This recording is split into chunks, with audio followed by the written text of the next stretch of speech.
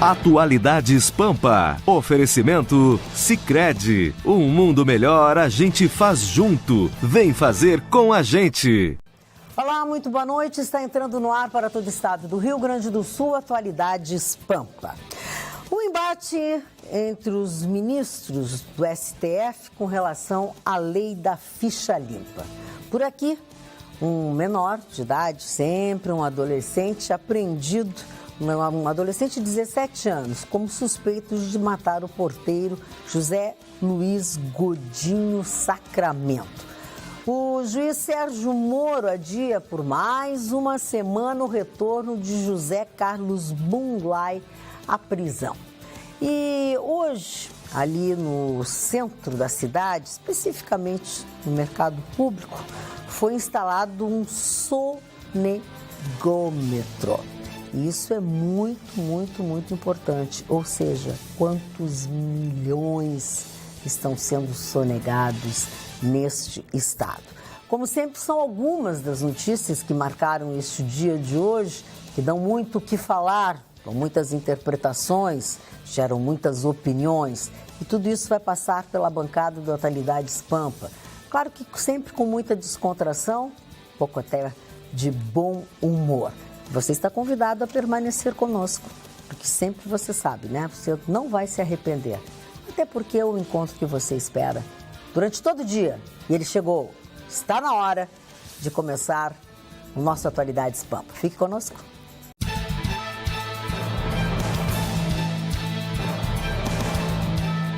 Atualidades Pampa. Oferecimento: traga sua poupança para o Sicredi. É mais negócio poupar aqui.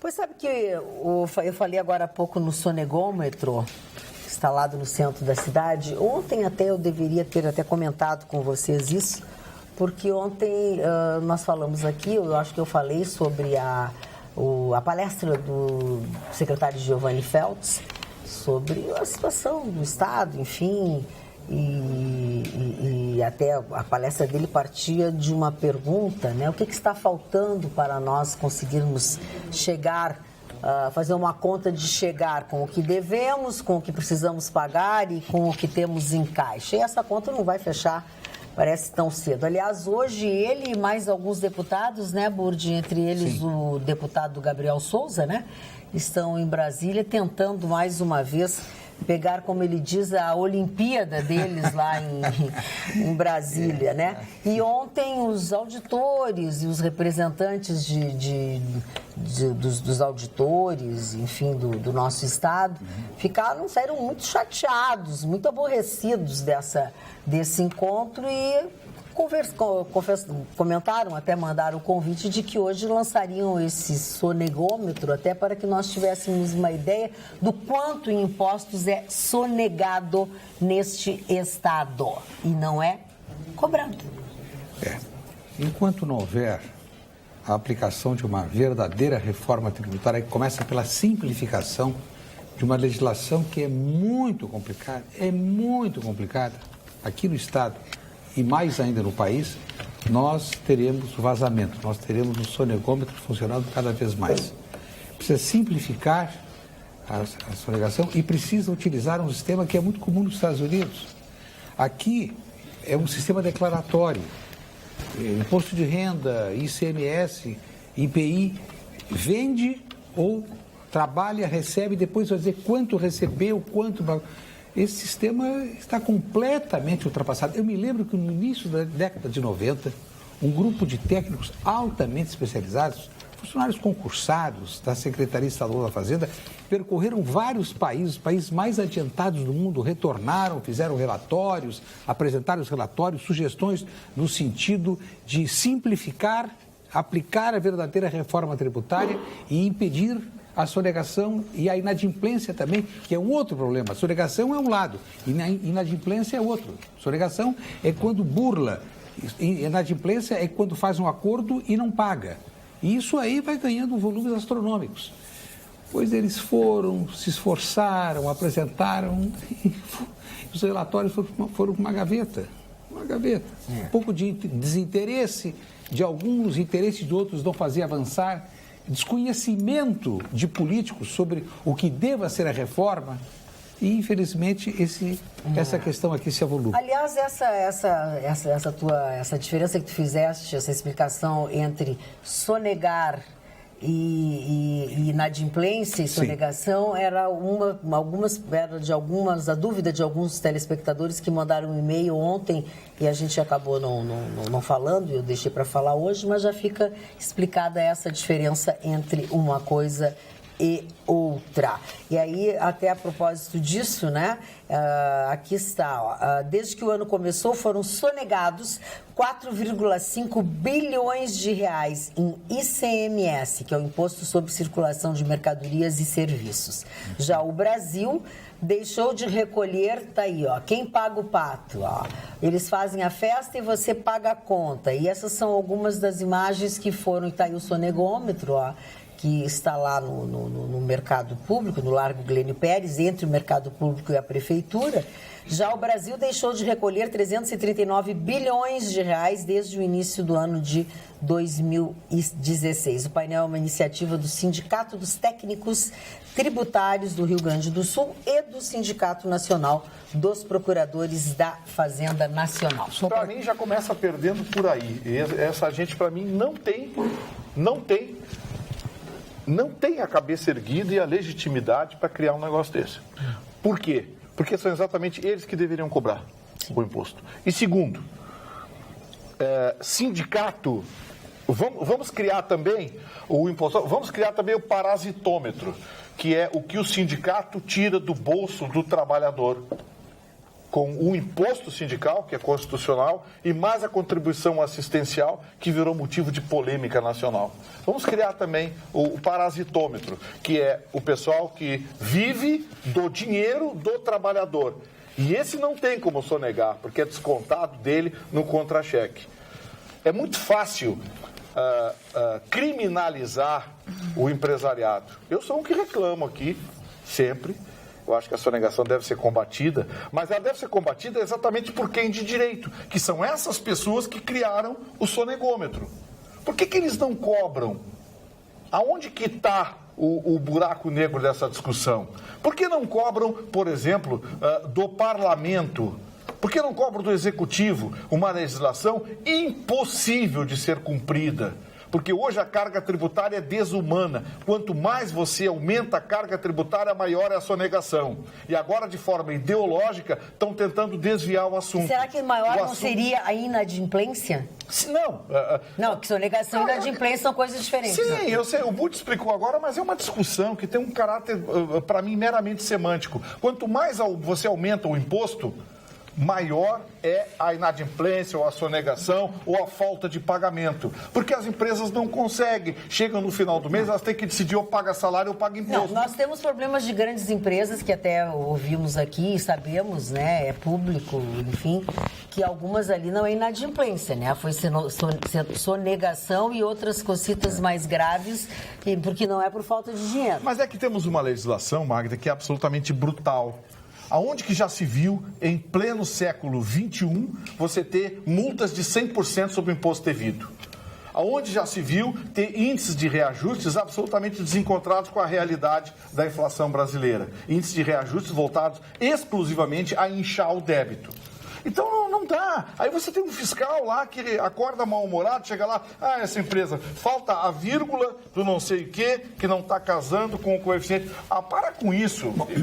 Eu particularmente acho que temos sonegação, mas acho que ela vai aumentar quanto mais se aumentar imposto. Isso cria insegurança jurídica. E onde começa? Começa exatamente nos nossos legisladores. E aí na fiscalização, né? E porque a gente também tem um problema, conheço o dono de uma empresa que estava tudo certo, mas o fiscal sempre arranja quando ele quer, porque tem o lado que suborna, né? Que eu te dou uma grana e tu me alivia no valor da multa, assim como tem a pressão também do fiscal que quer levar um dinheirinho, né? E essa pessoa ela foi multada num valor exorbitante, muito maior do faturamento da empresa dela. Sim. Demorou, acho que uns 10 anos na justiça, até se provar que aquele fiscal não valia nada, entendeu? E nessa recuperação, como fica a empresa, né, Magda? E agora eu acho que o Vitorino tem certa razão e a gente percebe isso até no imposto de renda. As pessoas estão tão de saco cheio disso, porque tu paga muito imposto de renda, paga tudo que tu pode pagar de imposto de renda e não tem nada. Não tem educação, não tem saúde, não tem nada, não tem segurança, não tem nada. Então as pessoas... Várias também já escutei. Se eu puder sonegar, eu vou sonegar. Essa é a mentalidade. É o jeito de manter vivo. O Burdi disse uma frase que é o seguinte, se a coisa não seja certo, não estou dizendo que é certo, mas é uma questão de sobrevivência, parece, porque senão a pessoa não tem dinheiro para pagar o particular. O falar. Eu acho que a frase do Burdi, se a empresa vai bem, o governo é teu sócio. Se a empresa vai mal, ele é o teu primeiro credor. Duas observações. Em primeiro lugar, o valor acumulado de impostos estaduais não pagos supera hoje 40 bilhões de reais. 40 bilhões.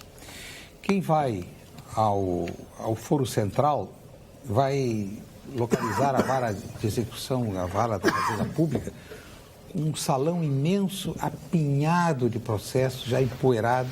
Eu perguntei ao secretário, já perguntei a juízes, desse total de 40 bilhões, qual o valor que pode ser recuperado? Olha, em torno de 20%, não mais do que isso. E o resto, onde é que está esse dinheiro? Essa é a primeira observação que eu faço. Então, falta celeridade na cobrança, falta gente no judiciário para os procedimentos necessários até a execução da cobrança. Em segundo lugar, o comerciante, vamos pegar o exemplo do ICMS, o comerciante não tira do bolso dele.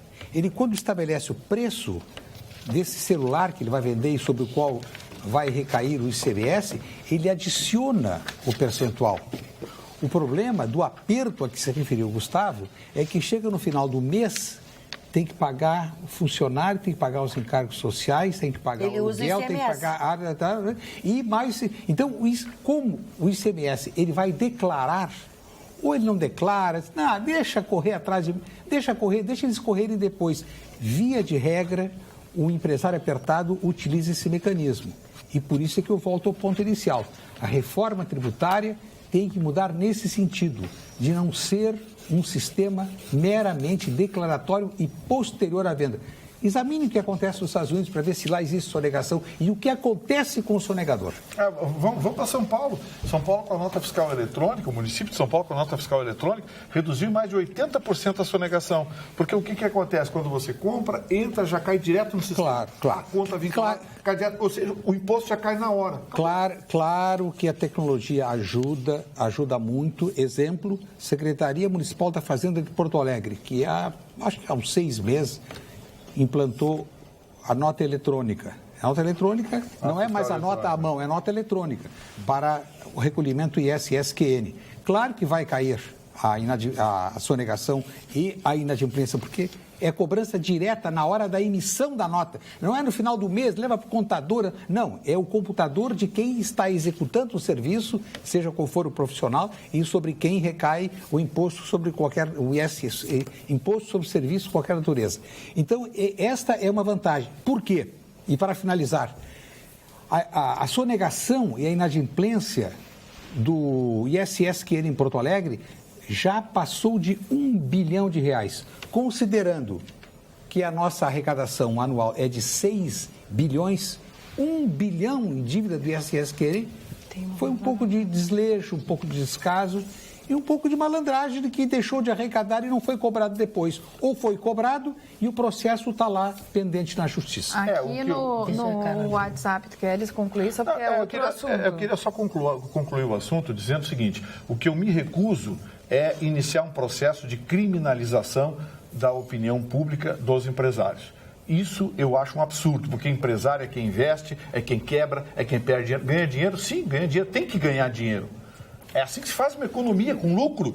mas é o que gera emprego, é o que gera imposto, é o que faz a roda da economia andar. Agora que quebraram o país, quebraram o Estado, quebraram o município, querem iniciar mais uma corporação, porque é sindicato que está fazendo isso, querem iniciar mais uma campanha de desfocar a opinião pública. Agora o bandido é o empresário. Não, eu acho...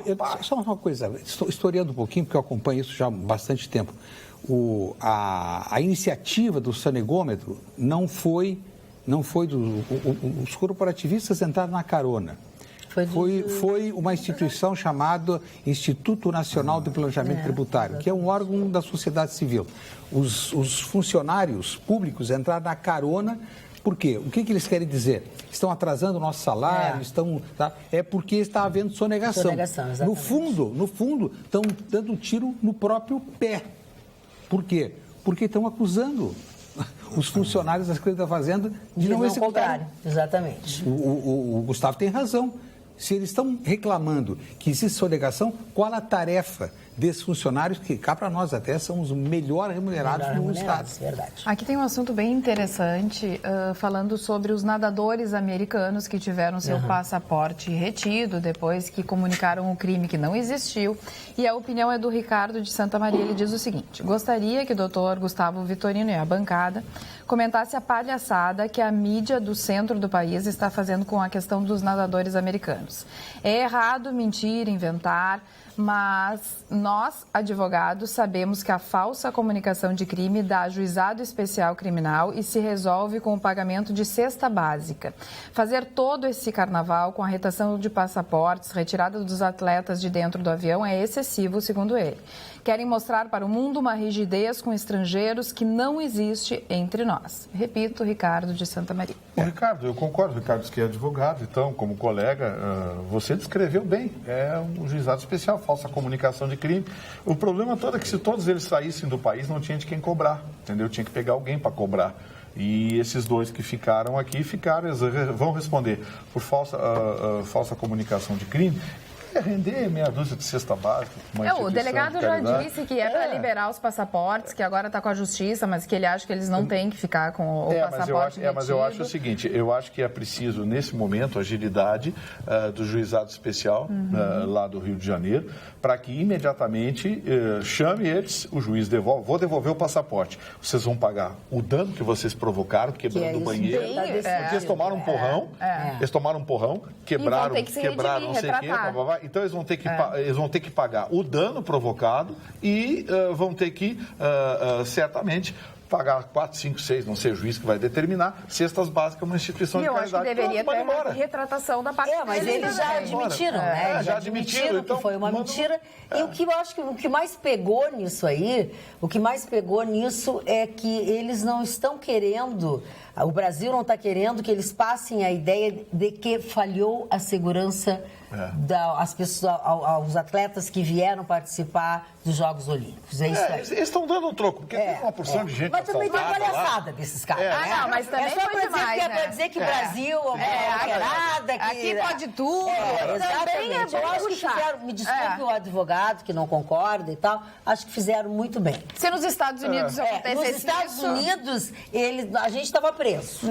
A gente estava preso. Porque nos Estados Unidos não ia ficar preso. Estava até agora. É porque nós tivemos 2 americanos que vieram aqui, desligaram o transponder de um jato que estava levando para os Estados Unidos, derrubaram um avião da Gol, mataram dezenas de pessoas e esses 2 irresponsáveis estão lá nos Estados Unidos passeando com um cara de engraçadinho. Os familiares até hoje não receberam da companhia de seguro, a Gol teve prejuízo, todo mundo teve prejuízo. Não vamos só meter pau no Brasil, né? Então agora esses 2 vão pelo menos pagar o prejuízo que...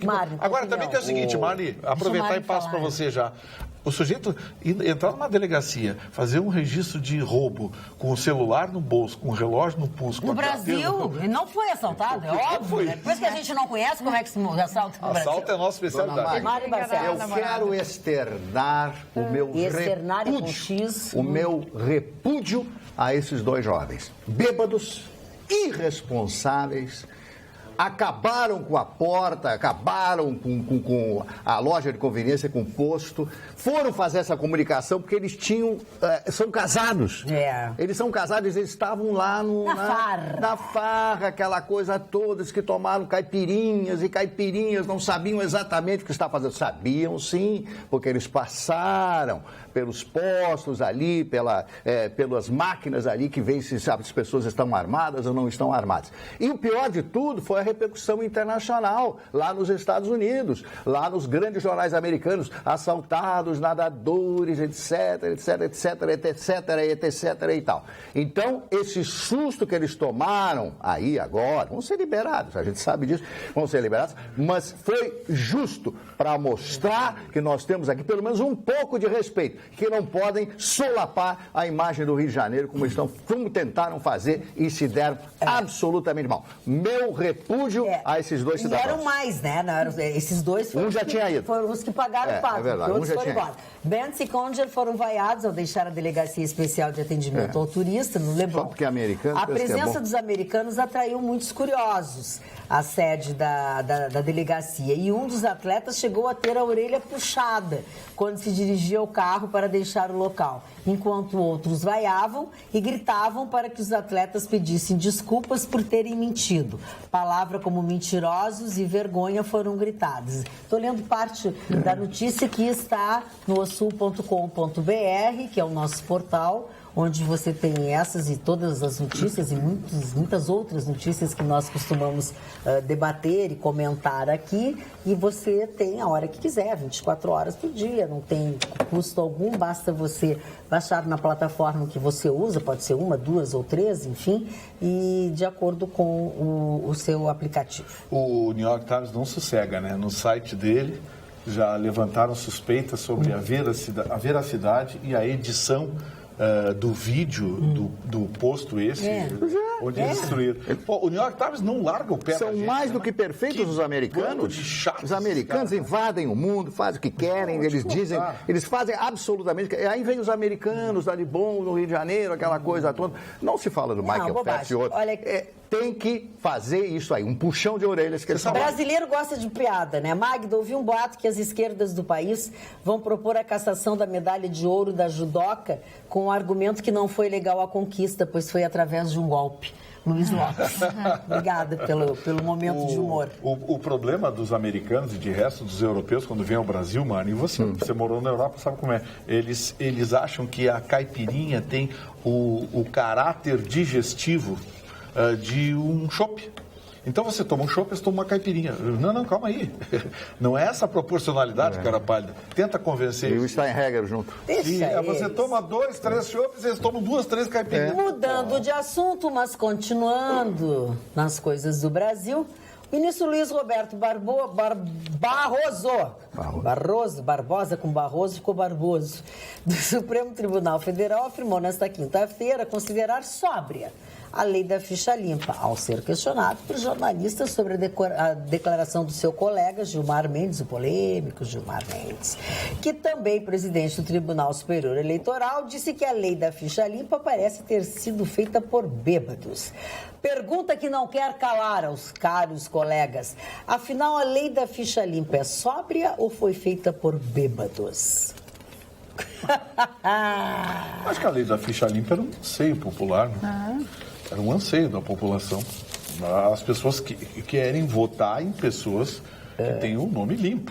Querem votar em pessoas que tenham a ficha limpa, sem querer ser redundante. Agora... A razão pela qual foram ditas essas coisas é porque ela não especifica quem é que julga, né? Sim, mas quem julga é a justiça. A justiça é uma só, com as suas competências. Mas a justificativa de Gilmar Mendes é que quem julga é o Tribunal de Contas, é a Câmara Municipal... Não, os tribunais de contas estão passando por um processo de reavaliação. Aliás, o pessoal do Tribunal de Contas do Estado do Rio Grande do Sul está bravo comigo, Fiquem brabinhos, podem falar comigo no meu programa, tá? A gente quer falar como tu Como tu é chique, o Tribunal de Contas tá bravo contigo. Olha, minha produção tá tentando falar com alguém lá, coisa e tal. O presidente Peixoto... Tu acha que é porque eles estão bravos contigo? Então, sim. A gente já fica sabendo dos bastidores. Eles não querem falar com você. Dona Magda, e a briga do senador Aloysio Ferreira, né, com o Lula, né, chamou o Lula de bêbado, né? Quem? Coisa que não sei. Hein? O senador Aloysio Ferreira, sobre essa lei Maria da Penha. Então, o Lula fez um comentário que ele quis destruir a lei. A mulher ficou chocada. O Lula bateu na Marisa? Não, que isso? Como é que quem falou isso? Não sei. O senhor está dizendo isso aí. Não, é que eu não entendi bem a notícia aqui. Então foi um choque essa coisa. Ela disse, não vou botar o Lula na justiça, porque o Lula disse que ele era um irresponsável, que ele devia bater na mulher. Umas coisas assim, sabe? Uma futrica. Vamos dar um nome bem mais popular. Esse nome é antigo, futriqueiro e tal. Eu acho que a Lei Maria da Penha não é uma lei ruim. Ela está fazendo 10 anos. Só para me concluir, e aí o Aloysio, eu não vou processar o Lula. Mais um processo, ele já está com tantos processos. Não, ele não tem... Eu acho que a Lei Maria da Penha, que está fazendo 10 anos, ela tem, na minha opinião, um erro só no enunciado. O enunciado diz, lei contra a violência doméstica contra a mulher. Eu acho que tinha que tirar a palavra contra a mulher, porque ela tem um componente de inconstitucionalidade por preconceito de gênero. Porque tem homem que apanha de mulher também. Já aconteceu comigo, devia ser a Lei Maria João. Não a Maria da Penha. João Maria. Mas as mulheres muito ciúmes de mim e partem pro boxe. A minha vida toda foi assim. Entendi, eu não bato em mulher, porque eu sou um pacifista, entende? Aí também tem 2 metros de altura, né? Então, devia ter a Lei Maria João, vai ser uma discriminação contra os Aí a Lei João e Maria. Tem a Maria da Penha e tem o Mário do Penho. Não, a Lei Já pensou o Chicão com a namorada de 1,50 m? 1,50 m é a Miss Minimundo de Gramado. Mas com 1,50 m eu vou com os pigmeus lá na África. Para aí, querido. Eu faço o estilo de James Bond, né? Por favor. Né? Essa magoou. Mas magoou quem? Porque pigmeu, até uma mulher que tem 1,50 m é pigmeu? Não, o que é? Miss Universo? Não, mas põe um salto de 10, no mínimo 60. Do mínimo. Miss Universo. Da Rosa Helena, nossa querida secretária de turismo lá de Gramado. Mas ela é muito alta para do mínimo. Ela é muito alta. Festival Cinema Minimundo ela não pode. Que brava chamar de pigmeu. Aqui o nosso telespectador no WhatsApp pergunta, é a medalha de ouro no iatismo. Falem sobre a família Grael. Muito fizeram bacana. História hoje no pódio, bateram continência na hora do hino. 8ª medalha da família Grael. E a Alemanha já está em 4º lugar. A Alemanha já está em 4º lugar. O Lars ganhou 2. Ele gosta, ele não gosta da Sim, a gente tem falado de família. Ele mais alemão que eu. Porque no primeiro dia já cobraram. A Alemanha está na rabeira. A Alemanha está Na rabeira do quê? Rabeira da A Alemanha vai pegar o Brasil no futebol agora aí. Na rabeira dos primeiros lugares do placar. Vamos de novo. Nós estamos falando volta. e elogiando, depois a gente fala na Alemanha. Tá. Segura o teu ímpeto. Tá. Nós estamos falando e elogiando a medalha de ouro da dupla brasileira Martini e Caena, que venceram a última regata da categoria 49 RFX, que eu não faço a menor ideia do que seja, que é a 4ª medalha de ouro do Brasil. É isso que nós estamos falando. Isso. Tá? Que é uma delas é filha do Grael. E o que a família Grael está comemorando é a 8ª conquista. São 5 do Lars, 2 do Torben e agora da menina, filha do Lars Grael. 8 medalhas, a família Grael realmente tem uma importância no iatismo brasileiro. E diz que eles são muito legais, assim, que eles passam do lado da vela. Ela não é filha do Lars, ela é filha do Torben. Do Torben, perdão. Então, que a família, quando está velejando, né, passa no lado de algum do atleta, enfim, alguém que está aprendendo, ele diz, eu acho que a vela tem que ficar assim, acho melhor tu dar uma ração diferente. Eles ajudam os outros. A menina tem 25 anos, tanto ela quanto a companheira dela, dela. Tem 25 anos, são 2 meninas e olha, desde já... Talento familiar. Mas é uma característica dos velejadores. Eles são, quando você vai jogar veleiros ou Yacht Clube de Rio Grande, parece uma grande família. Se ajudam muito. E em Rio Grande é muito comum no Yacht Clube catamarãs que vem da onde? Eu vim da África do Sul. E aí conta uma história, uma aventura. Digo, mas atravessar a Lagoa dos Patos eu acho difícil quando dá onda. Atravessar o oceano num catamarã. Olha o que ele diz aqui, ó. Ela já me superou, disse ele. Ganhou uma medalha de ouro, foi campeã mundial e melhor velejadora do ano muito antes de mim, disse Torben, que acompanhou a conquista da filha na Baía de Guanabara. Que legal, bacana. Né? Que beleza. Legal. Bonito. Que bacana. Uma dinastia que dá orgulho ao esporte e o que tu falava sobre a Alemanha é que é no geral está em quarto lugar. A Alemanha, no geral, que nos primeiros dias ela não tinha conquistado nenhuma medalha. Então as pessoas falam, Alemanha, mas deixa, o tempo tá, é o senhor da razão. Já passou a Rússia. Ontem a dupla alemã literalmente passou por cima das brasileiras sábado, né?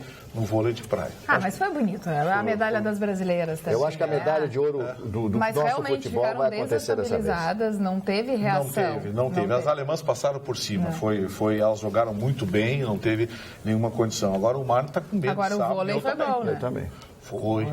Agora o vôlei de quadra. Pois é, mas eu não sei, o vôlei brasileiro, eu acho que não aguentou. Contra a Argentina, né? E não está resistindo à pressão de jogar no Brasil. Eu acho que a torcida a favor, aquela coisa, está colocando uma responsabilidade no ombro de alguns atletas de vários esportes, eles estão literalmente decepcionando. Por exemplo, aquela menina saltadora brasileira, aquela que salta com vara, ela disse, olha, me sinto desconfortável. A Moira era meu, né? A Moira, né? Fabiana mesmo. Ela não conseguiu passar na seletiva, para ter uma ideia. E agora mais uma encrenca, né? Estão acusando a equipe brasileira de ter derrubado o bastão das americanas na prova, no revezamento 4x100. Já foi desclassificada a dupla. Elas não conseguiram índice de classificação, elas estão fora, mas as americanas também, com aquele negócio do bastão, tiveram problemas. Agora, eu estava vendo as imagens e foi a americana que abriu muito na curva e invadiu a raia da brasileira. A brasileira estava com um movimento de braços e a americana entrou na raia brasileira e colocou o bastão atrás. A brasileira vinha correndo e bateu no bastão, derrubando o bastão antes que ela passasse para sua colega. Vai ser uma discussão, mas eu particularmente não quero ser parcial, mas a sensação que eu fiquei é que a americana que invadiu a raia da brasileira. A imagem em plano aberto mostra bem claro isso. Agora eu vou ler um elogio para mim e um elogio para ti. Tá bom. KKKK. Já que o Chicão falou nas mulheres, né? Prefiro o estilo Carla Krieger. Mulher modelo, nem menina nem senhora. Isso nem menina nem senhora. Mulher bem. para parar o trânsito. Olha que amor. E o outro, peraí, que eu vou achar. Olha aqui, ó. Boa noite. Fico toda a vida com o conteúdo da Magda em 1,5 metro. Que amor, obrigada. Do que o desconteúdo do Chicão com 2 metros.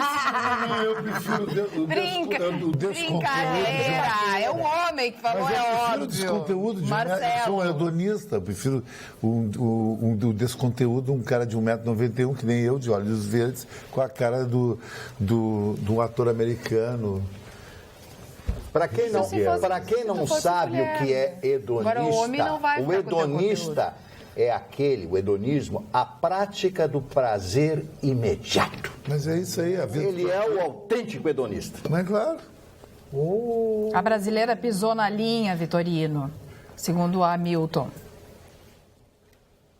Foi a brasileira? A brasileira pisou na linha, Vitorino. Não, eu não vi isso, mas se ele viu... O Gustavo Vitorino... Tira a teima. Tem, né? Esse tal de Magda, diz para o senhor Vitorino que não cabe defender os empresários sonegadores inadimplentes. Todos os impostos, por altos que sejam, são repassados aos consumidores. Muitos empresários cobram do consumidor e não recolhem a fazenda. Não são coitadinhos, não. Edgar Santos de Passo Fundo. Não, eu não tô querendo tratar empresário de coitadinho, mas também não quero tratar como bandido. E eu acho que quando essas corporações começam a trabalhar a opinião pública, sempre aparece alguém com uma opinião desse tipo. São tudo bandido. Não é assim. Magda, se permite, eu vou contar um rápido episódio que eu acompanhei em 1991, a 1h da madrugada, no posto da Secretaria da Fazenda, no limite entre Torres e Santa Catarina. Estaciona um caminhão um carregamento de peixe e o fiscal começa a retirar a primeira, eram caixotes de plástico, tira a primeira, tira a segunda, tudo era papareia, é um peixe de um preço bem baixo. E o fiscal diz assim ao técnico que estava auxiliar, tira mais uma, que eram 60 carreiras, um jamantão. A partir da 7ª, era só peixe nobre. E ele tinha pago lá na origem, a declaração era de que era peixe de baixa qualidade, preço baixo. Então tem muita malandragem. Seria necessária a presença de um fiscal por metro quadrado na fronteira. Imagina a fronteira aberta. Então, esse problema da sonegação leva muito em conta... e pior, é que o motorista, quando foi flagrado, se você está declarando que vai pagar um imposto X e, na verdade, é 5X, porque o preço é muito mais alto por quilo. Quanto é que é, doutor, que eu tenho que pagar? Ele já vinha com dinheiro no bolso. Já estava prevenido, pagou, foi embora. Agora, quantos caminhões passam e continuarão passando, enquanto o sistema tributário brasileiro for equivocado como é? Dona Magda, vou mandar um drops aqui para o meu amigo magnata Gerson Chá, que está na sua cobertura do prédio mais lindo de Porto Alegre, as Torres de Vida do Barra Shopping. É fantástico. Lá tem piscina de raia, um pôr do sol mais lindo que existe aqui, fazendo churrasco com os amigos e vivendo sempre o nosso programa, dizendo que o nosso programa é uma referência. Falar depois? Tá na mão lá, né? Só tem como bolinha lá. Não, desculpa. Pensei que a gente podia ir lá comer churrasco. Não, senadores do PT acertam fazer treinamento com a presidente afastada Dilma Rousseff antes do julgamento. A intenção dos aliados justamente é prepará-la para na próxima semana, ou preparar um roteiro de perguntas para que a presidente afastada responda. Ou seja, eles estão fazendo uma simulação de situações que podem acontecer. Eles visitaram a presidente na manhã de hoje, né? E acertaram uma espécie de treinamento com ela. Magda, acho que é a solidariedade tardia, mas o que eu soube conversando com colegas por telefone que acompanham o dia a dia do Congresso em Brasília é que há um acordo de todos para tratar a presidente afastada com respeito. Não vão agredi-la, não vão atacá-la. Ela vai se defender porque é um direito, uma necessidade, uma obrigação dela. Mas esse clima de guerra, isso aí muito provavelmente não vai acontecer. E é bom que não aconteça mesmo. Quero mandar um abraço aqui especial e mais uma vez cumprimentar a Polícia Civil do Estado do Rio Grande do Sul. Em apenas 4 dias, solucionou 2 crimes que revoltaram a população, foram motivo de notícia pelos veículos, indignação da população, manifestação popular. Em apenas 4 dias, a polícia prendeu os suspeitos, os marginais, os bandidos, e resolveu o caso. Eu tenho dito, acho que o Marne até já concordou comigo e disse coisa parecida. Eu fico imaginando essa polícia com mais efetivo e com mais recursos e com salários em dia.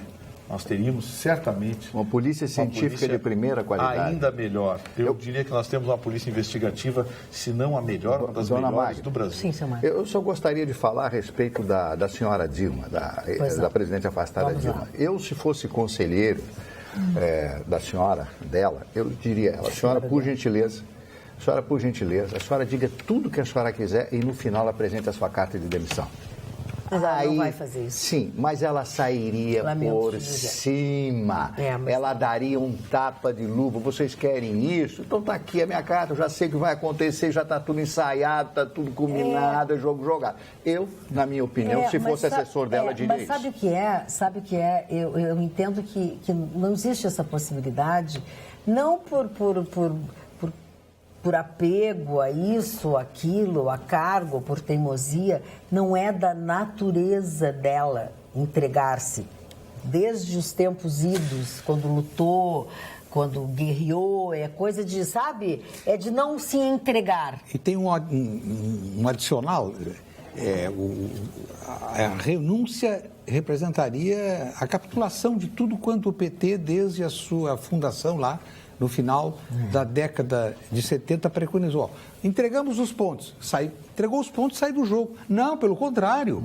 O PT quer ser, na hipótese muito provável do impeachment, quer passar imediatamente para a oposição e ter discurso, sustentação do discurso. Com a renúncia, desaparece toda essa possibilidade. Eles já são oposição agora, né? A oposição de agora. Eu estou falando... É uma oposição temporária.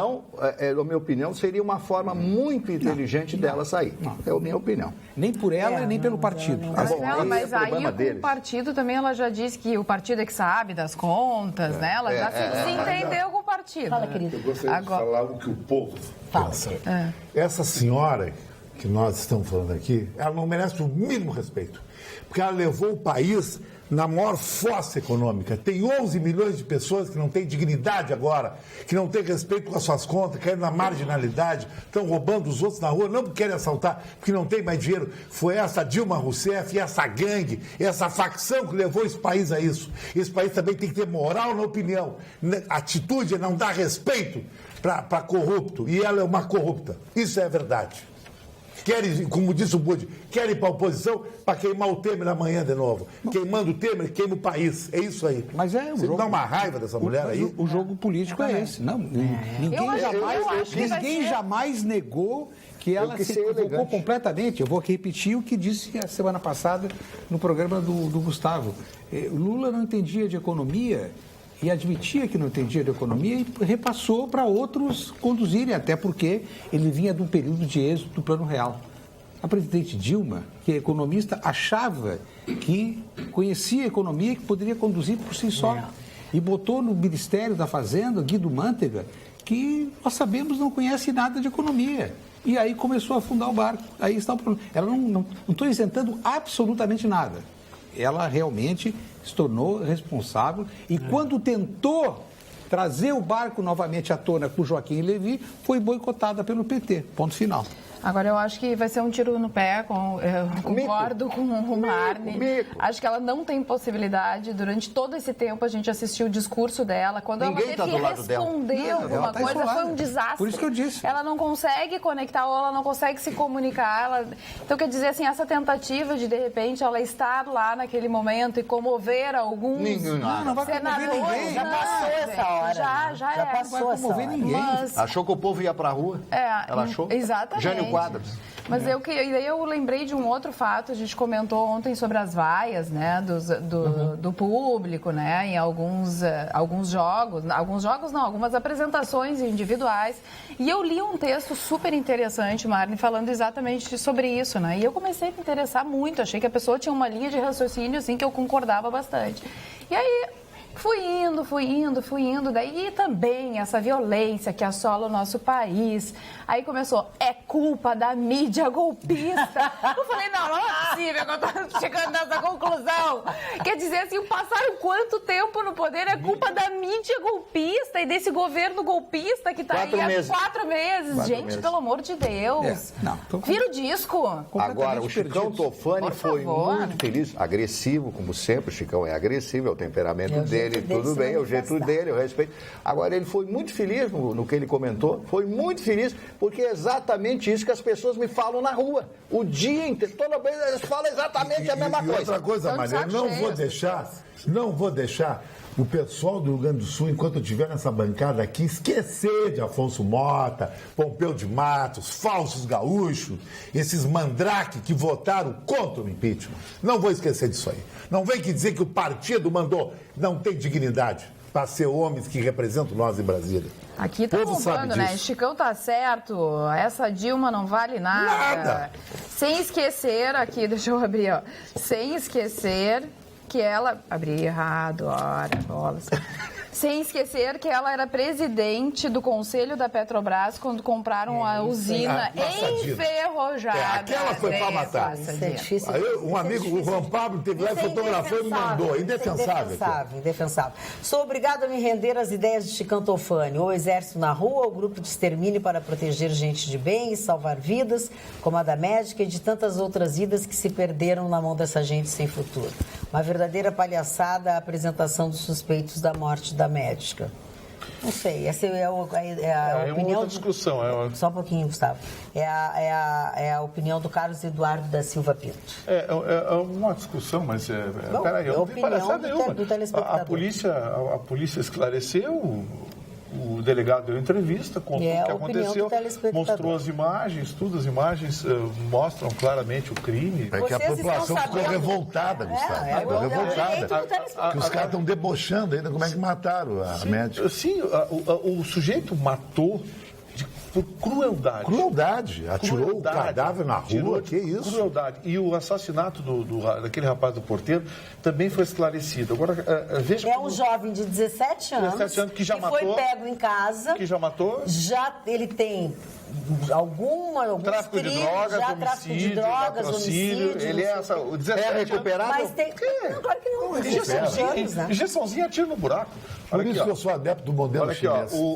Agora, o que me deixou chateado nessa história do assassinato do porteiro, Budi, é que o delegado esclareceu o crime, prenderam o bandido e prenderam também os donos do ferro velho que encaminhou, que pediu essa moto. Porque a polícia chegou lá, prendeu o sujeito que estava com a moto, chegou no ferro velho, encontrou uma série de quadros, que é o chassi de moto, raspados, ou seja, era uma oficina de remontar a moto, de falsificar a moto. E tinha uma moto encomendada, foi essa que esse vagabundo saiu atrás. Daí o porquê que ele matou o porteiro. Muito bem, a polícia prendeu o cara que estava com a moto, prendeu o sujeito que matou o porteiro e prendeu o dono do ferro velho com os coisas. Encaminhou para a justiça pedido de prisão preventiva. A justiça deu pedido de prisão, aceitou só a do sujeito que atirou. E o menino ele mandou de volta para casa. O que adianta a polícia prender bandido, diz Gilmar Haddad da Silveira. Eu não estou censurando as palavras aqui, porque eu não tenho mais como censurar o que dizem os nossos telespectadores. O menino ficou preso, mas só para corrigir, o menino foi entregue ao juizado especial, coisa tal, do menor. Aquelas bobagens que não dá em nada. Esse assassino ainda vai matar muita gente na vida, até matarem ele, porque prisão não vai segurar isso aí. Agora, o dono da oficina e o sujeito que estava, o receptador com a moto roubada, em flagrante, a justiça não aceitou a prisão. Não, esse é o fim da picada. Não, O receptador nunca pega cana, hein? Nunca pega, não sei por quê. A pena para o receptador é maior, segundo o Código Penal, é maior do que a pena do ladrão. Mas nunca a notícia que eu tenho é que ele foi preso vendendo iPhone lá na vontade da pátria. Já vou falar sobre isso. Veicular. Isso. Isso é o que eu tenho. Sim. E a justiça não aceitou a manutenção da prisão dele, mandou soltar. Bom, Magda, aqui frequentemente o Marne, que vai mais ao centro, traz o depoimento sobre a nova invasão dos camelôs.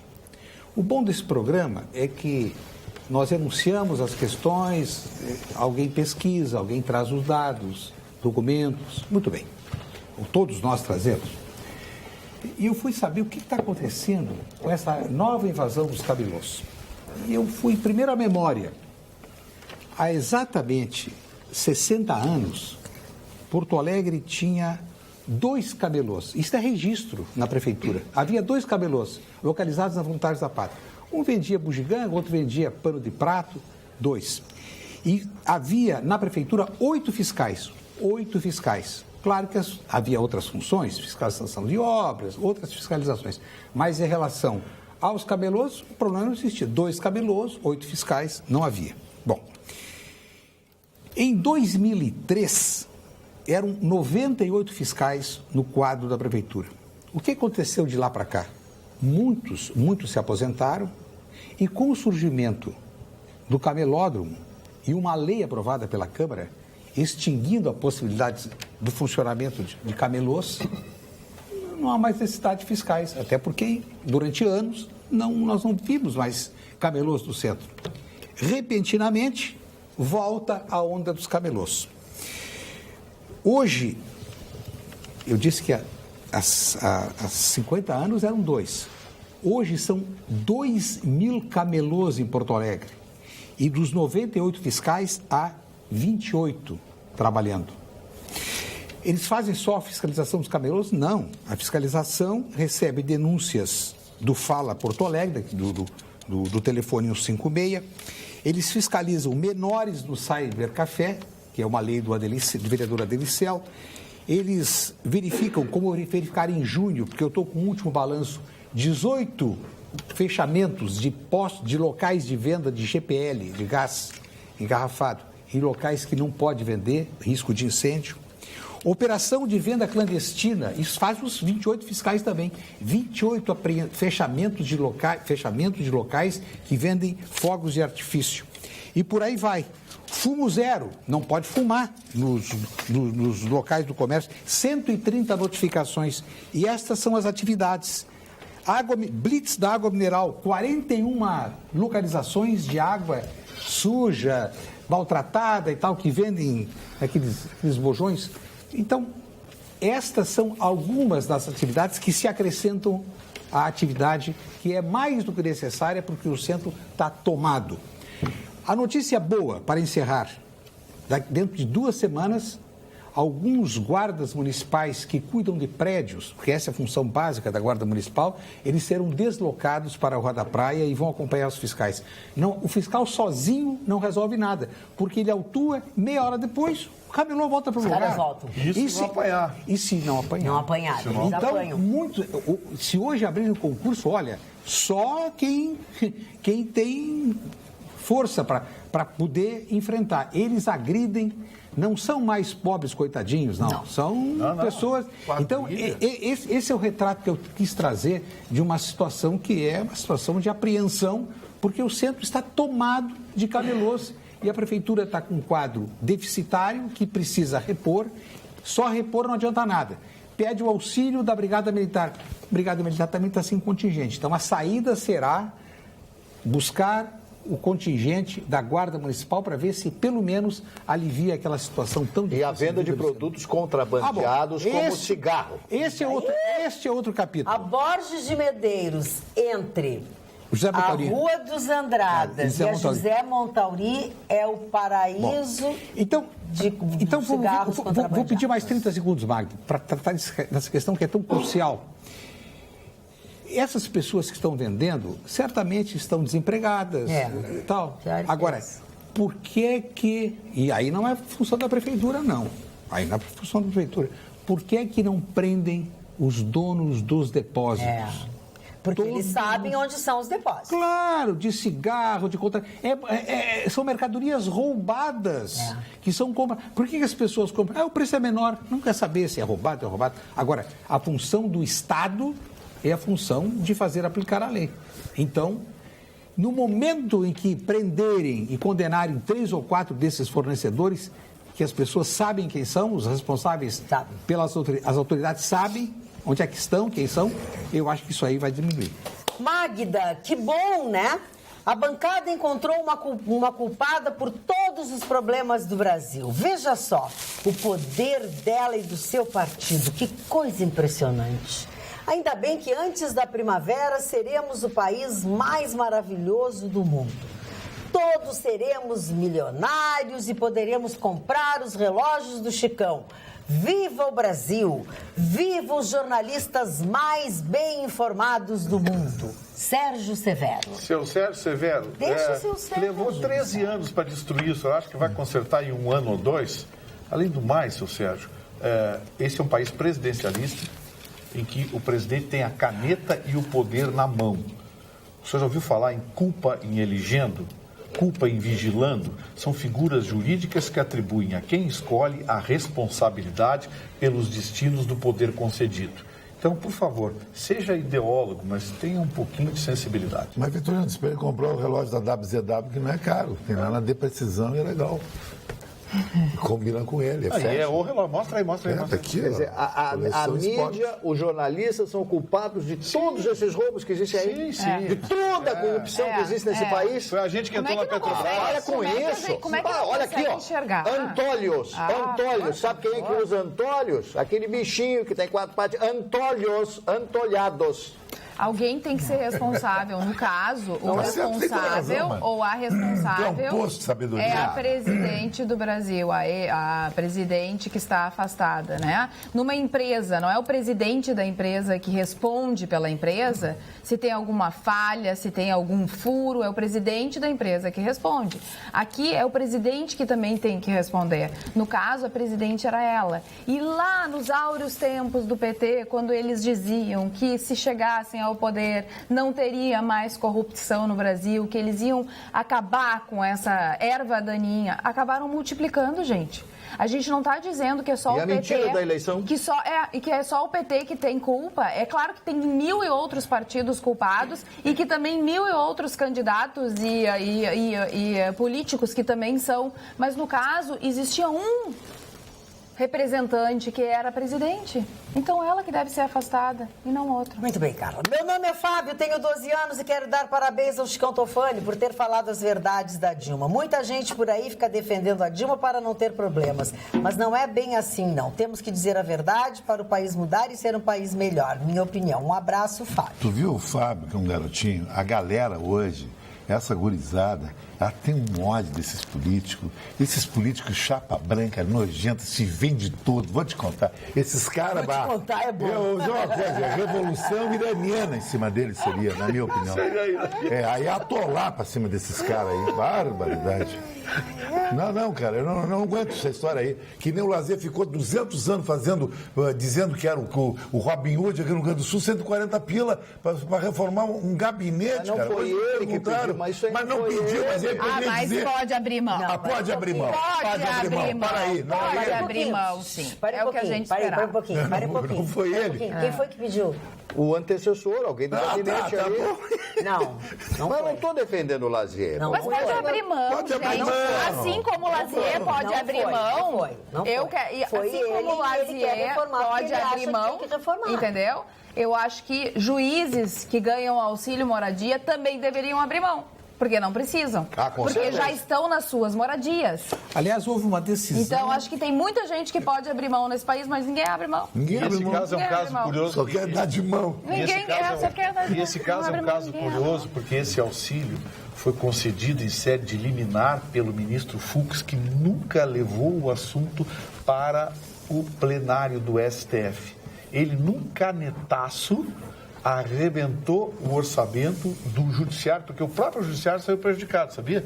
Os juízes, os desembargadores foram prejudicados, mas o judiciário como corpo foi prejudicado. Porque o que acontece? Só em benefícios concedidos poderia se colocar, ao aumentar pelo menos em 15% o corpo de juízes do Brasil, com novos salários, novos juízes, novos concursos, enfim, o que agilizaria o judiciário.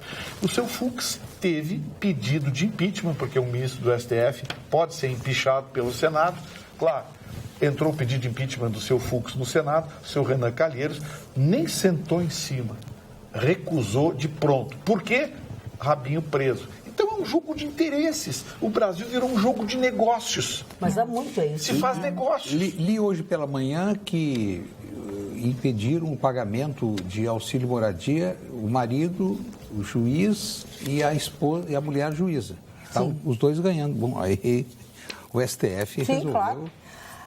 Quero plebiscito para a pena de morte, liberação do porte de armas e diminuição da maioridade penal. Se não der, realmente estou com o Chicão voltar aos tempos dos militares. Pois aí temos alguém que pelo menos vai ter pulso. Pois hoje é piada. Para encerrar, como tem gente indo almoçar nas vilas, abraçar pessoas com necessidades especiais, participar de campanhas beneficentes, kkk. Começou uma piada. Abraços a todos, Paulo Leitão. E agora começam os discursos de salvação da humanidade, né? Período eleitoral, a gente já sabe que vem promessas, enfim, a única coisa que a gente pede é que você vote com consciência. Vote pensando na sua cidade, vote pensando, veja quem é o seu candidato a vereador, prefeito ou prefeito, seja lá quem for, mas revise a vida desse político, veja o que ele fez, veja quem ele é, de onde, qual é a sua origem, como é que ele se sustenta, não é isso? Dá uma olhadinha, vê se ele tem coisas privilegiadas, aposentadorias, encosto em verba pública, dá uma olhadinha. Tenho certeza que você vai votar com... Boa noite. Entendo a indignação referente a Dilma, mas entende-se que ela foi eleita pelo voto e isso é soberano. Ela foi retirada do poder por motivos políticos. Por má administração não procede, pois é o que mais ocorre no país. Sendo assim, foi ferida a soberania do país e a credibilidade... Não foi, porque foi legal o impeachment. Tá, deixa só eu concluir, daí tu fala. Pois é o que mais ocorre no país. Sendo assim, foi ferida a soberania do país e a credibilidade internacional, pois outros países não sentirão segurança de fechar acordos com um país que não respeitam o mandato presidencial. Saliento que sou anti-PT, a partir dos governos Lula e Dilma. Marcelo de Cachoeira do Sul. Não parece, seu Marcelo. O senhor parece que desencontrou completamente da realidade. Não houve nenhum tipo o afastamento da senhora Dilma Rousseff foi feito rigorosamente dentro da lei de normas constitucionais. E se o senhor quer saber, os países não acreditam no Brasil, não é pelo afastamento da dona Dilma, é exatamente por causa da dona Dilma e da sua turma. Então eu acho que o senhor se enganou. E o processo todo foi conduzido sob a égide do Supremo Tribunal Federal. E o motivo não foi político, o motivo foi econômico. O motivo foi econômico. Técnico, né? E técnico. Até pedaladas, até que poderiam dar um jeitinho. Mas a questão é o país no fundo do buraco. Destruíram o país. Peraí, o Collor foi caçado porque não declarou uma elba no imposto de renda. Encher o saco, foram pra rua, Agora a presidente afastada. Manipula a contabilidade do país. Chega a ser Rapaz, manipular a contabilidade de um país do tamanho do Brasil e dizem que não teve crime de responsabilidade. Não, mas o maior crime, o pior crime, na minha modesta opinião, foi a campanha de 2014, quando ela chegou na televisão, em alto e bom som, declarando que o país estava bem, que não era isso. Isso para mim foi a pior de tudo. Porque isso foi uma mentira. Ela nos enganou, né? Isso que foi o brabo, ela nos enganou. Esse é o menor dos problemas. Mas, dona Magda, o Brasil, depois do Temer, só tem uma saída. Esses caras não voltar, é Bolsonaro. Porque Bolsonaro, eles têm medo. O resto é tudo nada a ver. Alckmin, Serra, vocês já estão tudo comprometidos. Você sabe quem é um candidato forte à presidência da República? Eu acho que ele vai ser preparado, dependendo de como se for a votação do impeachment. Senador.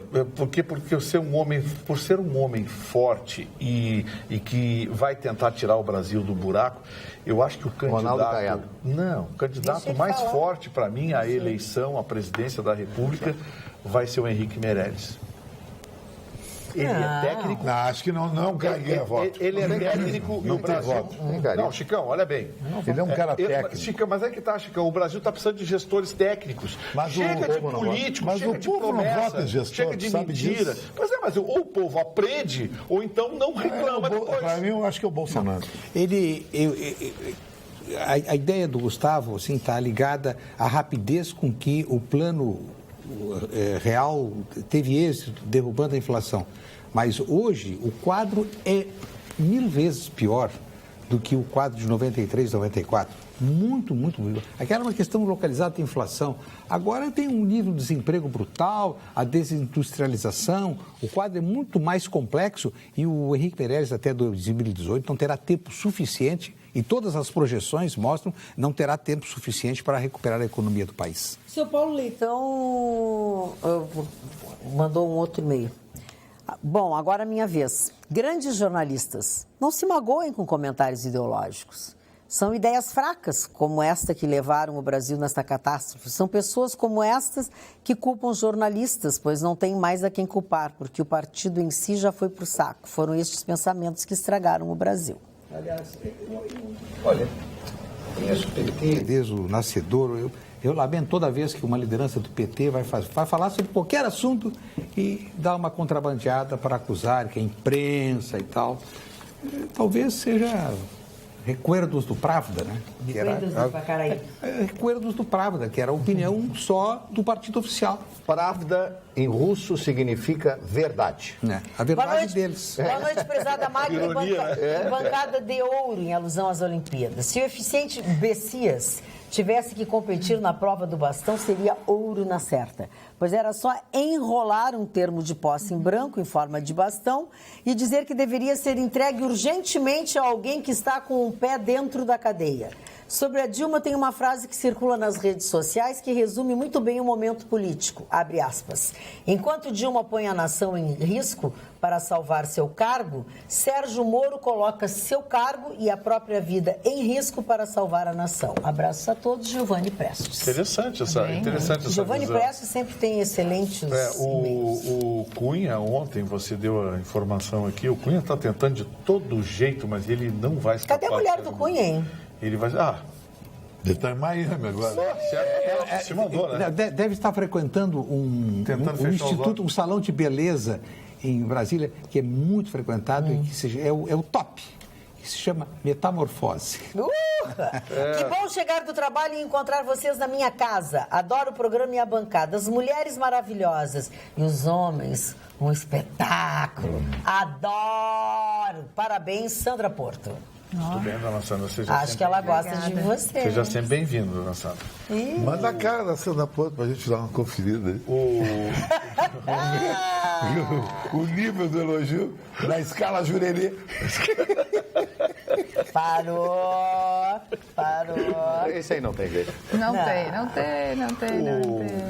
O governo do estado do Rio Grande do Sul continua tentando encontrar alternativas para ver se consegue, de alguma forma, chegar perto do pagamento dos salários em dia e já preocupado com o 13º salário. Enquanto isso, o governo federal já está estudando algumas mudanças e uma delas deve ser na lei de compensação e recuperação de ativos tributários. O ministro Henrique Meirelles admite que o governo está fazendo uma revisão e deve rever uma série de legislação, de normas de caráter extravagante que hoje funcionam no país. Olha bem, a expressão extravagante é uma expressão técnica, não é um caráter pejorativo. São normas que funcionam ao lado da lei, ou seja, tem uma lei principal e normas que regulam essa lei. E o governo quer ver algumas dessas normas que estão sendo utilizadas hoje por empresas que, teoricamente, estariam abusando na compensação e na recuperação de ativos tributários. E a outra é que o governo realmente está contratando mais de 100 médicos peritos e vai dar início a perícias de aposentadorias por invalidez. Vão achar cada coisa. E quem está conduzindo esse processo, que está dentro da grande reforma da Previdência, é o ministro-chefe da Casa Civil, Eliseu Padilha. Infelizmente, ocorreram esses fatos. E quando o governo bota o dedo é porque já sabe que vai chegar lá... Vai entrar no bolo. Claro. Vai entrar porque no bolo. as pessoas se beneficiam de uma forma ilícita, depois falam para o vizinho fala para outro vizinho e se espalha. Isso aí não tem segredo. Mas que há necessidade de uma reforma tributária para garantir futuras aposentadorias, não tem a menor dúvida. Que as medidas vão ser amargas, mas não vai haver outro jeito. Olha, se essa moda pega... Boa noite, Magda, Beatriz e bancada. Acho que do jeito que está, com quem resolve tudo isso é um homem-bomba. Assim termina com tudo de vez. No Senado, 2 está de bom tamanho. Já no Palácio, precisamos de 4 para dar certo. Aí manda 1 para a Assembleia, fim de tudo, começamos do zero. Abraço a todos e Ione Marques. Homem-bomba? Homem-bomba. Você já viu uma escola como é que é de homem-bomba? Não. O professor vai na frente da turma e diz, vou mostrar para você só uma vez. Tá bem, eu ainda perdi o assunto. É que eu sou educada. Eu sou educada, né? Eu acho que ele vai respeitar o telespectador. Não. Mas é um bom menino. Tá bem. Enquanto isso, nas Olimpíadas já começa o cálculo de quanto vai ficar de conta para pagar depois das Olimpíadas. É uma grana, Chicão. É uma grana para manter aquelas arenas, vai ser uma grana. Ali vai ser um problema, vai ser igual na África, depois da Copa do Mundo. Sim, mas a África foi inteligente. Dos 9 estádios que eles construíram, já demoliram 5. Aqui no Brasil... A China está fazendo show todo dia. A tal de arena amazônica lá virou um elefante branco, está apodrecendo e se gastou lá mais de 2 bilhões. Ali na Pantanal, ali das dunas. Podia virar presídio. Já disse. Podia. Quem preside na Somália e na Índia, quem está de futebol. Mas aí, eu não sei, é complicado, você tem que adaptar. Ainda passava legislação. Bom, mas o partido também vai achar complicado? Mas como é que se transforma um estádio numa penitenciária? Ué? Já tem a parede. Ué, não é bota uma coisa em cima, toca eles tudo lá pra dentro, deu. Eles vão dormir nas arquibancadas? Mas, querido, eles dormem muito pior. Tá, mas vai ter vendedor de biscoito, aquelas coisas que tem dentro de jogos? Não interessa. Abre a jaula, abre uma portinha, pá, toca As prisões em Roma era assim. É isso. Com um leão, né? Então não adianta tu arrumar. Aí, aqui de novo, Ana Cristina. Gostaria de saber o nome das cápsulas que a Magda toma para ficar mais linda. Ai, abraço, Ana. É cápsulas de X-Nutriment. X-E-X-S-Y Nutriment. Que eu compro na Farmatec, na Eu pensei que era o teu DNA, que não era. Não, meu é que assim, ó, a minha genética é muito boa, de pai e de mãe. Mas dá uma ajudinha com X-Nutriment. E a da tua, Farmatec. Vitorino, qual é? A minha? É 51. Com meio 51, meio Bemberg. É a mesma do Lula. É a mesma do Lula. É a mesma do Lula. Meio 51, meio Bemberg. É, a mesma do Lula. A Magda usa cápsula, eu uso líquido. Cápsulas, 30 segundos para cumprimentar a senhora Regina Helena Lima Braga, muito grato por seu e-mail, muito gentil. Professor Marcos Vilar, o senhor Mário Aranda, que foi jogador do Cruzeiro de Porto Alegre na década de 60, o livreiro Jorge Augusto Barbosa da Silva e a senhora Ana Maria Ladeira Feijó. E a senhora Elaine Calone, que é a nossa telespectadora, o filho dela também, e também é minha telespectadora no canal K. Coisa mais querida. Também hoje é dia de vídeo novo, tênis com terninho. Também um abraço para o seu Chial e a dona Jussara, que estão nos assistindo em Caxias. E eu, meu amigo da pizzaria do Belo, lá que E eu vou uma jantar. boa noite para todos esses, vocês e os demais que nos assistem. Até amanhã, logo depois do Jornal da Pampa. Beijinhos.